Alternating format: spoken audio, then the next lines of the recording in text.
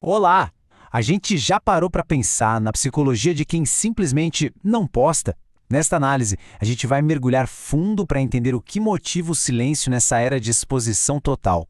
Será que é uma atitude de força ou, na verdade, é um sinal de medo?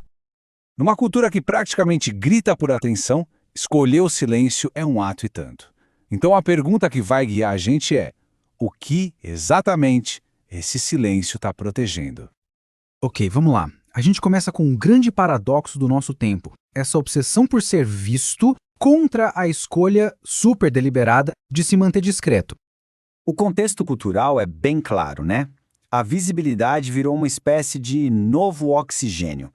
Parece que tem uma regra não escrita de que todo momento, do café da manhã ao treino, do amor à dor, precisa ser documentado para provar que a gente está vivendo de verdade.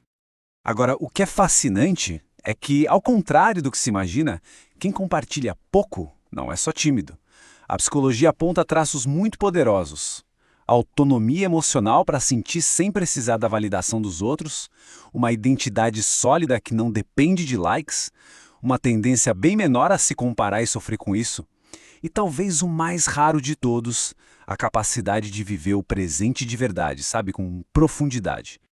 E é isso que nos leva para a segunda parte da nossa conversa, onde a gente vai explorar como esse silêncio pode ser, na verdade, uma baita expressão de força, de controle e de autonomia. Para muita gente, o silêncio não é um vazio, muito pelo contrário, é controle. É ter o poder de desenhar uma linha na areia e decidir conscientemente o que é do mundo e o que é só seu. É uma forma silenciosa de dizer não para uma cultura que quer saber de tudo.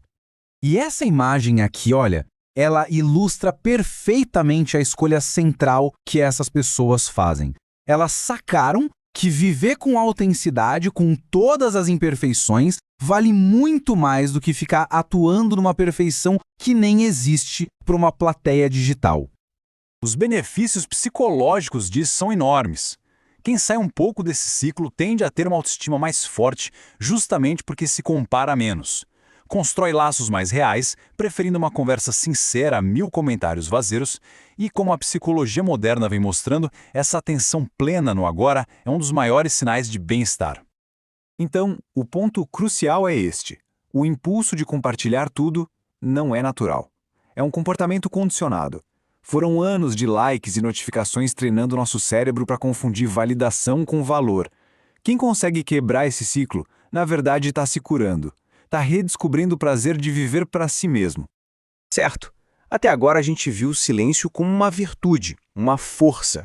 Mas e se não for bem assim? E se, para algumas pessoas, o silêncio for, na verdade, uma armadura? Agora a gente vai virar a chave. Vamos dar uma olhada para uma perspectiva mais psicanalítica, explorando a ideia de que o silêncio nem sempre é liberdade, mas pode ser um escudo, sabe, forjado lá atrás por experiências do passado. A origem dessa defesa muitas vezes está lá na infância. Pensa só, a criança se mostra para o mundo com toda naturalidade, mas o que ela recebe de volta é crítica, julgamento ou até gozação. Ela aprende uma lição bem dolorosa. Aparecer custa caro. E aí, o adulto que ela se torna desenvolve a estratégia de se esconder para se proteger da dor. Lá na psicanálise, Freud chamaria isso de uma ferida no narcisismo primário. Que nome é esse?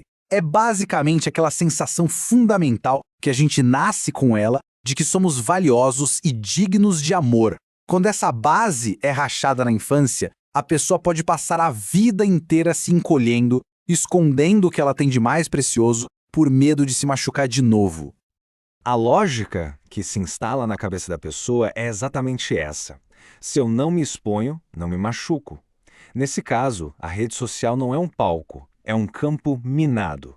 É um lugar onde aquele olhar crítico, que talvez tenha sido internalizado lá na infância, pode aparecer a qualquer momento. E essa imagem aqui resume a diferença de uma forma perfeita. De um lado a gente tem a máscara, que esconde por medo, do outro o cofre, que protege por escolha. É a mesma ação, não se expor, mas com duas motivações que são o oposto uma da outra. Com isso, a gente chega na conclusão da nossa análise, juntando essas duas perspectivas para propor uma reflexão final. O silêncio que se pratica é uma escolha ou é uma reação ao medo? A diferença é bem clara, na verdade. O silêncio que empodera é uma escolha consciente, é leve, flexível.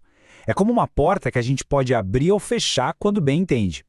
Já o silêncio que aprisiona, esse é uma reação ao medo. É rígido, defensivo. É uma barreira que, no fim, acaba isolando a pessoa. Então, a pergunta decisiva, aquela que cada um pode se fazer com total honestidade, é esta: eu escolho não me expor ou eu evito me expor porque tenho medo do que pode acontecer? A resposta para isso revela se o silêncio é liberdade ou se é uma prisão. E olha, é super importante deixar uma coisa clara. O objetivo aqui nunca foi dizer para postar mais ou menos, nada disso. O objetivo é outro, é retomar o direito de escolher. É poder se mostrar ou não como uma expressão de liberdade, e não como um sintoma de uma ferida antiga que ainda está no comando. Porque, no fim das contas, postar muito ou postar pouco é só a pontinha do iceberg. O que isso revela de verdade, de um jeito muito mais profundo, é a natureza da relação que cada um tem consigo mesmo. E é com essa reflexão que a gente termina.